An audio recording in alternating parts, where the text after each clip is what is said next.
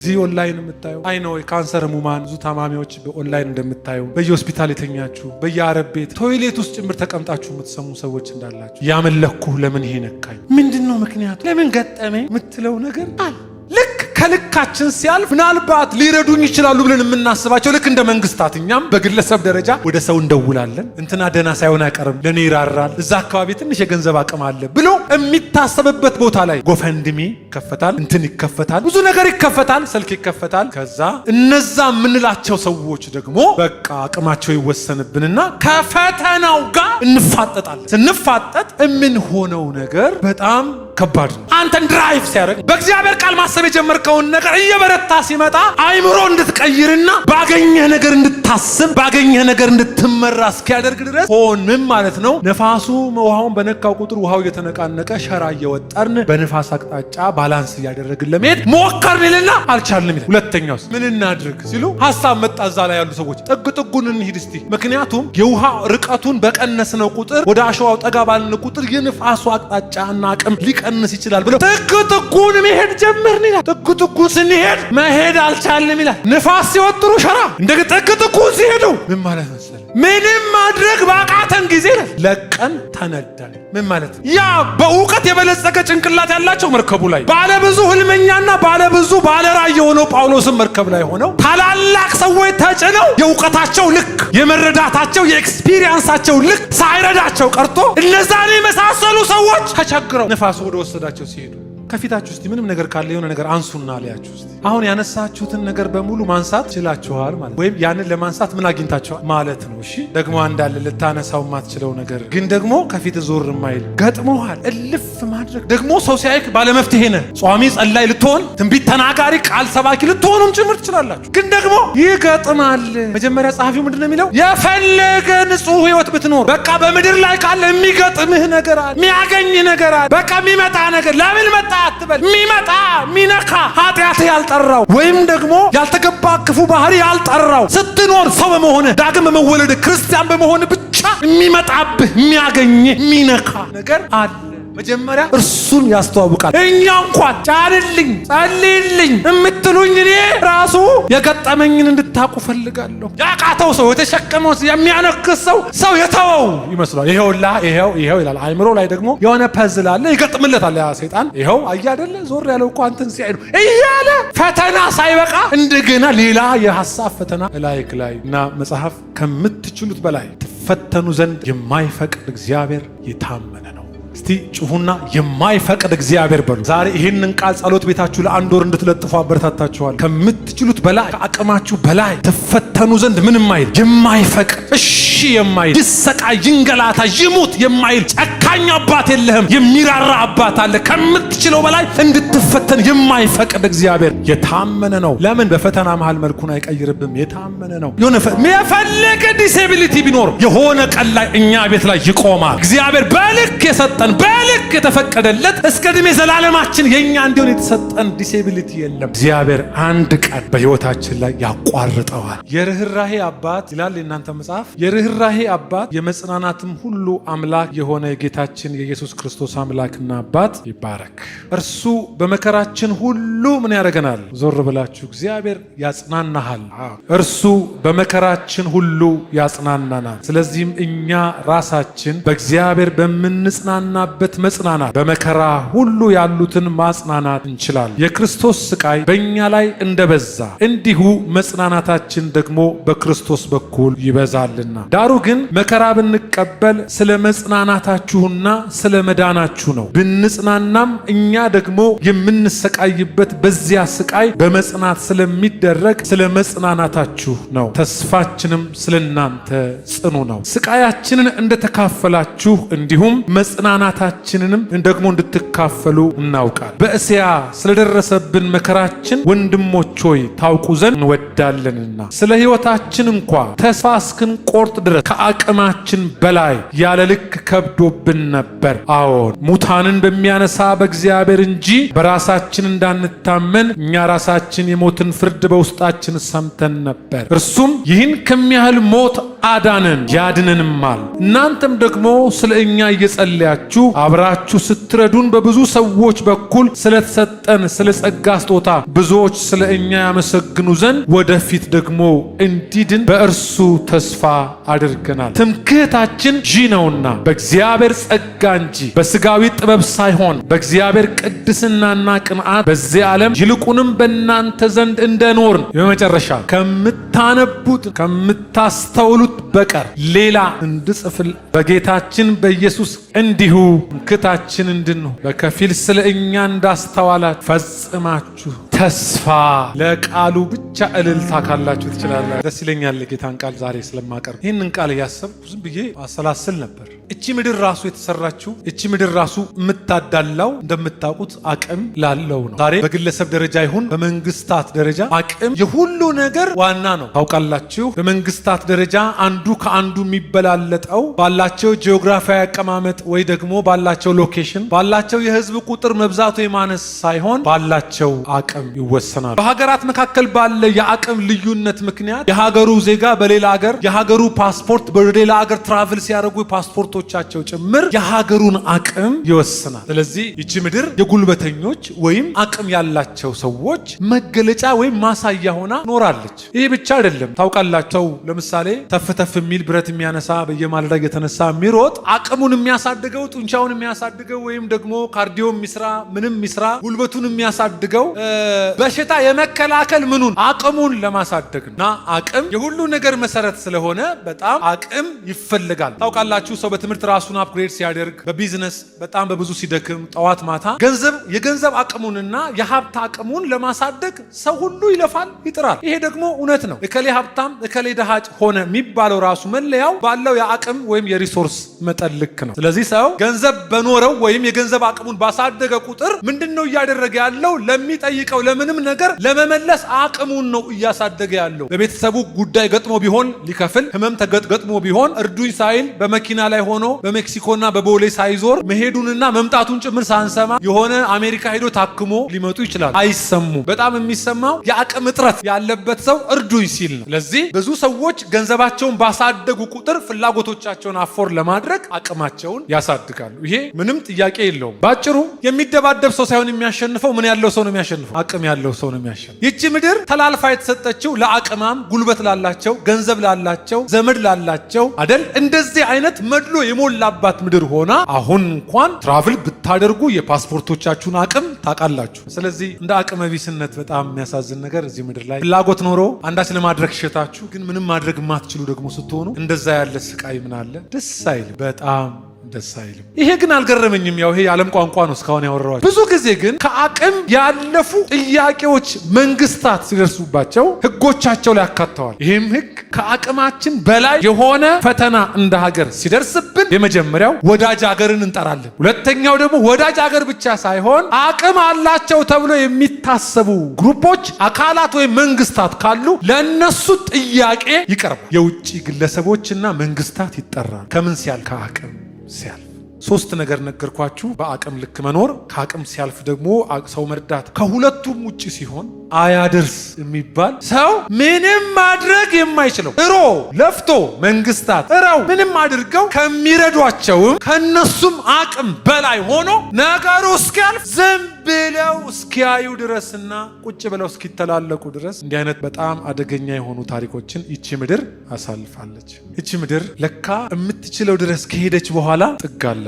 የእውቀት ልክ፣ የገንዘባቸው ወይም የሀብታቸው ልክ የሆነ ቦታ ሄዶ ይቆማል። ሐኪም ታውቃላችሁ፣ ይታከምና ይላካል። ሂድ ክንድ ወይ ሪፈር ይባላል። ሪፈር የተደረገው ሰውዬ ከነ ህመሙ ይሄዳል። እዛም ከሄደ በኋላ አንዳንዶቹ እንዳው ልንፈታው አንችልም ወደ ሀገር ሂድ ሳይባሉ ሬሳቸው ከሄደበት ሀገር ይመጣል። እውነት ነው ውሸት ነው? ሊሚት አላቸው። ሄደው የሆነ ቦታ ላይ ይቆማል። በግላችን የሆነ ነገር ሀፕን ያደርግና በህይወታችን ላይ ያ ነገር እንዲፈታ ምንም ማን ሆነው ነገር አለ። በቻልነው ልክ ሄደን የሆነ ቦታ ጋር በአቅማችን የሚዘጋበት ብዙ ጊዜ አለ። ግን ደግሞ ያልፋል። ልክ ከልካችን ሲያልፍ ምናልባት ሊረዱኝ ይችላሉ ብለን የምናስባቸው ልክ እንደ መንግስታት እኛም በግለሰብ ደረጃ ወደ ሰው እንደውላለን። እንትና ደህና ሳይሆን አይቀርም፣ ለኔ ይራራል፣ እዛ አካባቢ ትንሽ የገንዘብ አቅም አለ ብሎ የሚታሰብበት ቦታ ላይ ጎፈንድሚ ይከፈታል፣ እንትን ይከፈታል፣ ብዙ ነገር ይከፈታል፣ ስልክ ይከፈታል። ከዛ እነዛ የምንላቸው ሰዎች ደግሞ በቃ አቅማቸው ይወሰንብንና ከፈተናው ጋር እንፋጠጣለን። ስንፋጠጥ የምንሆነው ነገር በጣም ከባድ ነው። ዛሬ እጅግ መሰረታዊ ነገር ማውራት ፈልጋለሁ። የጌታ መንፈስ በልቤ የሰጠኝ ቃል አለ። ለምሳሌ መጽሐፍ ቅዱስ ላይ እንዲህ አይነት ታሪክ ገጥሟል። አዎ በጣም ለምሳሌ በተለይ ብሉይ ኪዳንን ካነበባችሁ የመንግስታትን ታሪክ ካነሳችሁ የመንግስታት አቅም እንዴት በይሁዳ ላይ በኢየሩሳሌም ላይ እስራኤል ሳትከፈል ደግሞ እንደ እስራኤል በነበረች ጊዜ በዙሪያዋ የነበሩ የአሕዛብ መንግስታት ታውቃላችሁ። ገና ከግብፅ ከወጡ ጊዜ ጀምሮ አናሳልፍም ከሚሉ ከአሞናውያን፣ ሞዓባውያን ጀምሮ ታላላቅ አቅም ያላቸው በሮቻቸውን ጥርቅም አድርገው የመዝጋት አቅም ያላቸው ሰልፈኛ፣ ጦረኛ እንደገና ደግሞ ምንድነው ፈረሰኛ ያላቸው መንግስታት እስራኤልን አናሳልፍም ከሚል ጀምሮ አንዳንዶች ፈርተው ደግሞ እስኪጨነቁ ድረስ ለብሉይ ኪዳን እልፍ ታሪኮች ታያላችሁ። ሲተባበሩባቸው አቅማቸውን አይተው ወዮ ተባበሩብን ብለው ሲጮሁ አንብበን እናውቃለን። እግዚአብሔር በብዙ ታሪኮች መካከል ደግሞ ጣልቃ እየገባ ነገሩ ሲፈታ እናያለን። አንዳንዴ ደግሞ ለምሳሌ ያረጋጉት የማይችሉት ማዕበል ተነሳ። ያ ዮናስ የሚባል ነቢይ ወደ ተርሴስ ሲሄድ ማለት ነው ነነዌ ተልኮ። በኋላ ታሪኩን ታውቁታላችሁ። ምንድነው ይሄ ምክንያቱ? የሚደረገው ነገር ተደረገ። ታውቃለህ በእስራኤል ታሪክ የሆነ ነገር ሀፕን ያደረግና የማይድን ከሆነ ምክንያቱ ምንድነው ተብሎ ይጠየቅ። ለምሳሌ ድል ከራቃቸው ኢያሱ ጠይቋል። ምን ሆነን ነው በጋይ ሰዎች ፊት የተመታ ነው ይልና ሙሉ ቀን በእግዚአብሔር ፊት በግንባሩ ወደቀ ይላል። ለምን ወደቅን ለምን ተመታን ይላል። ልክ እንዲህ ምክንያት ይጠየቅ እና ምክንያት ሲፈለግ እዛ ውስጥ አንድ ኦነስት የሆነ ሰው ተገኘ። ምክንያቱን የሚያውቅ በእኔ ምክንያት ነው ይሄ የሆነው አለ እና ዘልዬ መግባት አልቻልኩም ራሴን ለማጥፋት ግን ጣሉኝ ሲል ሊጥሉት መድፈር አቃታቸው። እንዴት ይጣሉት? ከዛ ተማከሩ። መርከቡ ላይ ያሉ ካፒቴኑ፣ ባለቤቱ፣ ነጋዴዎቹ ልምድ ያላቸው ምን እናድርግ? አጥብቀን እንቅዘፍ። ምን ላይ እንድረስ ብለው የብስም ላይ ለመድረስ አጥብቀን እንቅዘፍ ብለው ከዛ ያላቸውን ልምድ በሙሉ እያደረጉ መቅዘፍ ጀመሩ። መርከቢቱ መንቀሳቀስ ጀመረች። የቻሉትን አድርገው እየተቀባበሉ እየተጋገዙ ዜማ እያወጡ ያዝ እየተባለ የሚችሉትን ሁሉ አድርገው ሲጨርሱ የብስ ላይ መድረስ አልቻሉ። ለፉ ግን የብስ ላይ መድረስ ልምዳቸውን ተጠቅመዋል። ግን የትም መድረስ ምን ያድርጉ? ምን እናድርግ? ማዕበሉ አልቆመም። ማን ሁለተኛ ጥግ ላይ መድረስ አልቻሉ። ምን እናድርግ? አትቻሉ ይዱ ዞር ሲሉ ቁልጭ ይላል። አምላክህ ይርዳ አሉት። የፈረዱበት መፍረድ ስለፈለጉ ሳይሆን ምንም ማድረግ ስላልቻሉ። ሰው እንዲህ አይነት ፈተና ይገጥመዋል በህይወት። በቃ ሄዶ at the end of the day ምንም ማድረግ የማይችል በቃ አንዳንዱ ነገር አሁን ችግሩን ታወራዋለህ ውድቀቱን እናነሳዋለን። ግንስ ምንም ማድረግ የማትችለው ነገር አለ። አቅም የሚሳነ ዝላቸዋል።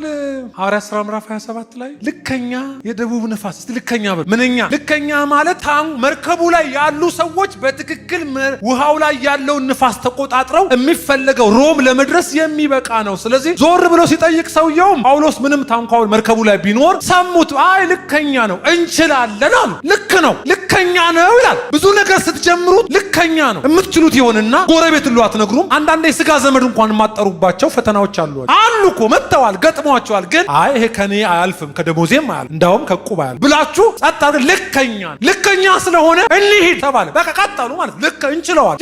ያዝ ተብሎ ታው ሲል ዘንበል ምንኛ ነው? እስቲ ልከኛ ነው በሉ ቅዱሳን አንድ ጊዜ እስቲ እህቶች ብቻው ልከኛ ነው በሉ። በጣም ልከኛ አሳሳች ቃል ነው ይገርማችኋልና በጣም እያነበብኩት ይሄ ምን አይነት ቃል ነው ልከኛ። ከዛ ግን ጥቂት እንደሄዱ በሉ አንዴ። ልክ ጥቂት እንደተከሄደ ከልካቸው ያለፈ አንድ አውራቂስ የሚባል ነፋስ መሄድ ከጀመሩ በኋላ ምንችለውን እያደረግን ነው ብለው በሚያስቡ ተቆጣጥረነዋል ብለው በሚያስቡ ጊዜ ከአቅማቸው ከልምዳቸው ከችሎታቸው ያለፈ ነገር እንደገና መርከቡ ላይ ተፈጠረ። አውራቂስ የሚባል ከባድ ንፋስ ነው። ውሃውን ሲነካው መርከቡን እየመታ አንገላታው ጀመር። ከዛ ምን አደረግን ይላል? ሁለት መንገዶችን ተጠቀምን። አንደኛ ሸራ ወጠርን ይላል። ለምንድነው ሸራ የሚወጠረው? በንፋስ አቅጣጫ ተይዞ ንፋስ አቅጣጫ ሲሰጥ ማለት አንተ እኮ አለህ እንትኑን ኮምፓሱን ይዘህ መሪውን ይዘህ መሪው እምቢ ሲል ማለት መሪው ሳይሆን የመጣብህ ነገር ሲመራህ ማለት እኔ አንድ ላደርገዋለሁ ያልከውን ነገር አቅቶ ያከዙ አንተን ድራይቭ ሲያደርግ በእግዚአብሔር ቃል ማሰብ የጀመርከውን ነገር እየበረታ ሲመጣ አይምሮ እንድትቀይርና ባገኘህ ነገር እንድታስብ ባገኘህ ነገር እንድትመራ እስኪያደርግ ድረስ ሆንም ማለት ነው። ነፋሱ ውሃውን በነካው ቁጥር ውሃው እየተነቃነቀ ሸራ እየወጠርን በንፋስ አቅጣጫ ባለ ባላንስ እያደረግን ለመሄድ ሞከርንልና አልቻልንም ይላል። ሁለተኛውስ ምን እናድርግ ሲሉ ሐሳብ መጣ እዛ ላይ ያሉ ሰዎች ጥግ ጥጉን እንሂድ እስቲ። ምክንያቱም የውሃ ርቀቱን በቀነስነው ቁጥር ወደ አሸዋው ጠጋ ባልን ቁጥር የንፋሱ አቅጣጫና አቅም ሊቀንስ ይችላል ብለው ጥግ ጥጉን መሄድ ጀመርን ይላል። ጥግ ጥጉን ስንሄድ መሄድ አልቻልንም ይላል። ንፋስ ሲወጥሩ ሸራ እንደ ጥግ ጥጉን ሲሄዱ ምን ማለት መሰለ ምንም ማድረግ ባቃተን ጊዜ ለቀን ተነዳል። ምን ማለት ያ በእውቀት የበለጸገ ጭንቅላት ያላቸው መርከቡ ላይ ባለብዙ ህልመኛና ባለብዙ ባለራዕይ የሆነው ጳውሎስም መርከብ ላይ ሆነው ታላላቅ ሰዎች ተጭነው የእውቀታቸው ልክ የመረዳታቸው የኤክስፒሪየንሳቸው ልክ ሳይረዳቸው ቀርቶ እነዛን የመሳሰሉ ሰዎች ተቸግረው ነፋሱ ወደ ወሰዳቸው ሲሄዱ ምን ማለት መሰለ ኖህም ብቻውን ቀረ የሚል ቃል አንብባችኋል። ዘፍጥረት ምዕራፍ 7 ቁጥር የመጨረሻው አካባቢ ላይ ውሃው ወጥቶ ቀረ ይላል። ሲገባ መርከቡ ሲቀጠቅጥ አቤት እንዴት ባለ እውቀትና ጥበብን የቀጠቀጠው መርከቡ እንዴት አይነት የእምነት ሰው ነው። የዕብራውያን ጸሐፊ ዘግቦለታል ይሄን ሰው በጣም ያዕቆብም አንስቶታል። ምን አይነት ጀግና ሰው ነው። መጽሐፉ ግን ለ40 ቀን ያክል ውሃው ከዘነበ የጥፋቱም ውሃ ዘነበ፣ መርከቢቱንም አነሳ፣ ውሃው ጥፋቱም በዛ ተብሎ የተራሮች አናት እስኪሸፈኑ መርከቧ ላይ ወጣ ቀረች። ከዛ ምንም ቃል ስላልመጣ እንዴት ይውጣ ዞር ሲል እነ ዘንዶ እነ ርግብ አሉ ውስጥ ዞር ብሎ ከፍቶ እንዳይወጣ የጥፋቱም ውሃ በዛ መርከቢቱንም አነሳ ይላል ቃሉ። ግጥም ነው ይመስለው። ተነስታስ መርከቧ ወዲህና ወዲያ ትል ነበር። ካሁን አሁን ውሃው ኢቫፖር አያረግም። ለምን ጉደል አልተባለምና ያዘዘው እግዚአብሔር ውረድ ስላላለው ውሃውን መርከቢቷ ወጣ ቀረች ይላል። ያ ብርቱ ባለራዕይ ብቻውን የቀረ ቤተሰብ ተቸገረ። ዘፍጥረት ላይ ሙሴ በመገለጥ የጻፈው ታሪክ ብቻውን ቀረ። ምን ማለት ነው? መፍትሄ ምን እናድርግ? የለም ወጥቶ ከፍቶ እንዳይወጣ የዘጋበት ማን ነው? ወጥቶ መስኮት እንዳይወጣ መስኮቱ እርግብ እንጂ የሚያስወጣው ሰው አያስወጣም። እግዚአብሔር መርከቡን መሬት ላይ ሲያሰራው የሰው መውጫ አድርጎ አላሰራው። አይወጣ አያሳል። በምን መክፈት የቻለው መስኮት ብቻ። በቃ ዝም ብሎ መጽሐፍ ወደዚህ መርከቧ ወደዛ የት እንዳለች አታውቅም። ኖህ የት እንዳለ አያውቅም። እንዴት ነው ጥበበኛ ጥበብ ሲከዳው የሚችል ሰው ያ ነገር ከአቅሙ ሲያልፍ። ይህን ሁሉ ዳራ የሰራውላችሁ አንድ ቃል ነግራችሁ ነው። ጸሐፊው ታውቃላችሁ ሁለተኛ ቆሮንቶስን በመቄዶንያ ሆኖ የጻፈው ደብዳቤ ነው እና በመቄዶንያ ሆኖ የጻፈው ደብዳቤ ምንም ቢሆን አንድ እንዲያውቁለት የፈለገው እወቁ የደረሰብንን ያገኘንን ያለንበትን ሁኔታ እንዴት እንደማስባ እወቁ ይበዛዋል። ሁለተኛ ቆሮንቶስ እወቁ ምንድነው እወቁ የሚለው? ቅድም ቆማችሁ ያነበብኩት ነው። ምንድነው እወቁ የሚላቸው? እኛ አለ የጌታን ስራ ለመስራት ወደዚህ ተፍተፍ ስንል በማይነር ኤዥያ በኤዥያ በዙ ኤዥያ ከንፈሩን ይዘን በመሃልም ይወጣ ስንገባ ታውቃላችሁ በሁለተኛ ሐዋርያው ተልእኮ ላይ ተመሰረተች ቸርች ነች ቆሮንቶስ ቤተክርስቲያን እና ይሄንን ስራ ለመስራት ስንሄድ የደረሰብንን ነገር እንድታውቁ ፈልጋለሁ ይላል። እንዲያውቁ የፈለገው ምስጢር እያወራቸው ወይ ደግሞ አንድ ያዘነበትን ነገር ጉዳችሁን ልንገራችሁ እያለ አይደለም። ያ የጻፈበትንም አልቲሜት ጎል ላዩ ላይ ስለጻፈው እኔ እሱን አቀርብላችኋል። ምንድነው እወቁ የሚላቸው? የደረሰብኝን ነገር ታውቃለህ። አንዳንድ ሰው እንደሚል ከብዙ ጊዜ በኋላ ስትገናኙ እንዴት ከረም ሁሉ ነገር ሰላም ነው እንዴት ነው ስትባባሉ ታውስቲ አልሰማህም ብሎ ይጀምራል። ወይ ደግሞ አንዳንድ ሰው ታሪኩን ገና ናሬት ሳያረግ እንባው ይወርዳል። ያለፈበት ሰው ብዙ ስለሚያውቅ ብዙ ነገር ስለሚያይ ከፊታችሁ እስቲ ምንም ነገር ካለ የሆነ ነገር አንሱና ለያችሁ እስቲ የሆነ ነገር አንሱና ለያችሁ። አሁን ያነሳችሁትን ነገር በሙሉ ማንሳት ችላችኋል ማለት ወይም ያንን ለማንሳት ምን አግኝታችኋል ማለት ነው። እሺ ደግሞ አንዳለ ልታነሳው የማትችለው ነገር ግን ደግሞ ከፊት ዞር የማይል ገጥሞሃል። እልፍ ማድረግ ደግሞ ሰው ሲያይክ ባለመፍትሄ ነህ። ጿሚ ጸላይ ልትሆን ትንቢት ተናጋሪ ቃል ሰባኪ ልትሆኑም ጭምር ትችላላችሁ። ግን ደግሞ ይገጥማል። መጀመሪያ ጸሐፊው ምንድነው የሚለው? የፈለገ ንጹህ ህይወት ብትኖር በቃ በምድር ላይ ካለ የሚገጥምህ ነገር አለ፣ የሚያገኝህ ነገር አለ። በቃ የሚመጣ ነገር ለምን መጣ አትበል። የሚመጣ ሚነካ ኃጢአት ያልጠራው ወይም ደግሞ ያልተገባ ክፉ ባህሪ ያልጠራው ስትኖር ሰው በመሆነ ዳግም በመወለድ ክርስቲያን በመሆን ብቻ የሚመጣብህ የሚያገኝህ የሚነካ ነገር አለ። መጀመሪያ እርሱን ያስተዋውቃል። እኛ እንኳን ጫንልኝ ጸልይልኝ የምትሉኝ እኔ ራሱ የገጠመኝን እንድታቁ ፈልጋለሁ። በቃ ሰው ብዙ ነገር ሊገጥመው እዚህ ኦንላይን የምታየው አይ ነው የካንሰር ህሙማን ብዙ ታማሚዎች በኦንላይን እንደምታየው በየሆስፒታል የተኛችሁ በየአረብ ቤት ቶይሌት ውስጥ ጭምር ተቀምጣችሁ የምትሰሙ ሰዎች እንዳላችሁ አውቃለሁ። ያመለኩህ ለምን ይሄ ነካኝ? ምንድነው ምክንያቱ? ለምን ገጠመኝ የምትለው ነገር አለ። መጽሐፍ ሰው ህይወት በምድር ምንድነው ብርቱ ሰል የጻድቃን መከራ ይላል። እንዳውም ዳዊት ብዙ ነው እና እግዚአብሔር ግን ከሁሉ ያድናቸዋል። በቃ የሚመጣ የሚያገኝ ነገር አለ። አሁን ያላወራችሁኝ አንዳንዶቻችሁ ካውንስሊንግ መታችሁ ስትነግሩኝ እንዲህ አይነት ታሪክ በሰው ህይወት አለ ምላችሁ የጤና ጉዳዮች፣ የቤተሰብ ጉዳይ፣ የሆነ የተወሳሰበ ኬስ፣ የፋሚሊ ጉዳይ፣ ብቻ የሆነ ጉዳይ አለ ላይ በቃ አለ በሏል። በቃ አለ። አትጣሉ። ከዛ ከመጣው ነገር ጋር አትደባደቡና ራሳችሁን አትጥሉ። በቃ ይገጥማል። ገጠመን። የገጠመንን ጉድ ደግሞ ልንገራችሁ፣ ይሄንን እንድታውቁ ፈልጋለሁ። እንዲህ ዋዛ አይደለም ብሎ እንዳውም ይላል አንድ ኮሜንት ላይ እንዳውም ሳነብ አንዳንድ ጊዜ እግዚአብሔር ራሱ የሚፈቅድበት ሰዓት አለ ይላል። ከባባድ ከአቅም በላይ የሆነ ፈተና፣ በአቅም ልክ ማትወጣውን ፈተና እግዚአብሔር ራሱ እንዲመጣብህ ይፈቅዳል። ልክ አጥር ነቅሎ ግባ እንዳለው ሸቃባውን ኢዮብ ላይ ልክ እንደዚህ አጥር ነቅሎ ጎራ በሉ ነፍሱን እንዳትወስዱ ብሎ የሚጎበኘን ነገር አለ አለ። በቃ የሚነካን ያቃተው ሰው የተሸከመው የሚያነክስ ሰው የተወው ይመስላል። ይሄው ይላል። አይምሮ ላይ ደግሞ የሆነ ፐዝል አለ ይገጥምለታል። ያ ሰይጣን ይሄው አያደለ ዞር ያለው እኮ አንተን ሲያይዱ እያለ ፈተና ሳይበቃ እንደገና ሌላ የሐሳብ ፈተና ላይክ ላይ እና መጽሐፍ ከምትችሉት በላይ ትፈተኑ ዘንድ የማይፈቅድ እግዚአብሔር የታመነ ነው።